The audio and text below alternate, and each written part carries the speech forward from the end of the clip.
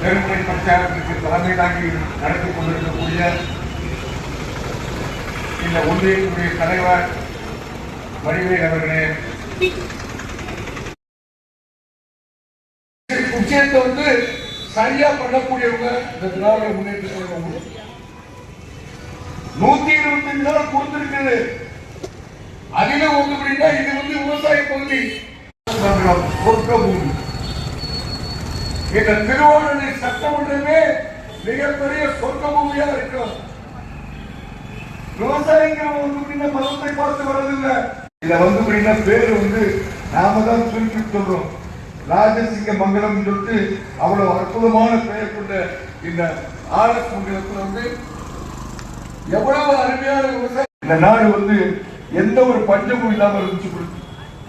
ஆனா இன்னைக்கு இவன் பட்டா போடுறதுக்குள்ள ஏரியத்தான் பட்டா போடுறாங்க. திருட்டு தான்.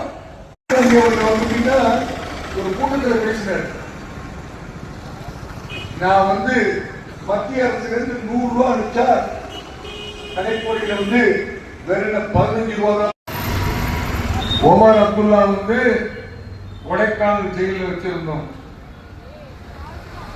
தமிழகத்தில் இருக்கக்கூடிய இந்த திருட்டு திராவிட முன்னேற்ற கண்டிப்பா உங்களுக்கு இன்னும் சொல்ல போனா உங்களுக்கு நம்முடைய பட்டியல் சமுதாயத்தை எவ்வளவு ஏமாத்திருக்காங்க. முதலமைச்சரோட மகள் ஸ்கூலு, அந்த ஸ்கூல்ல யாரோ ஹிந்தி பேசினா 500 உத்தரவு போட்டாரு. அவர் எல்லாத்தையும் படிச்சு பார்த்தாரு. அந்த மலை மேல ஏறி இருக்காரு. எல்லாத்தையும் ஆராய்ச்சி பார்த்துட்டு கடைசியா ஒரு தீர்ப்பு சொன்னாரு. என்ன, அந்த மலை மேல போய் அங்க தற்கால கொடியேற்றத்துக்கு அனுமதிச்சிருக்காங்க. என்ன ஒன்று பாருங்க, உங்களுக்கு இந்துக்கள் இன்றைக்கு விழித்தெழுகிறார்களோ.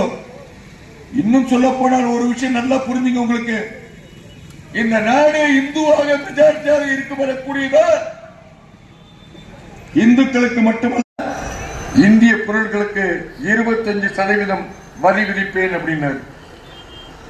செருப்பு, அப்புறம் என்னப்பு, நீங்க ரஷ்யா எண்ணெயை வாங்கக்கூடாது. என்னுடைய பாரத பிரதமர் நரேந்திர மோடி நேருக்கு நேர் சொன்னாரு, 25% இல்ல 50% நீ வரி விதி.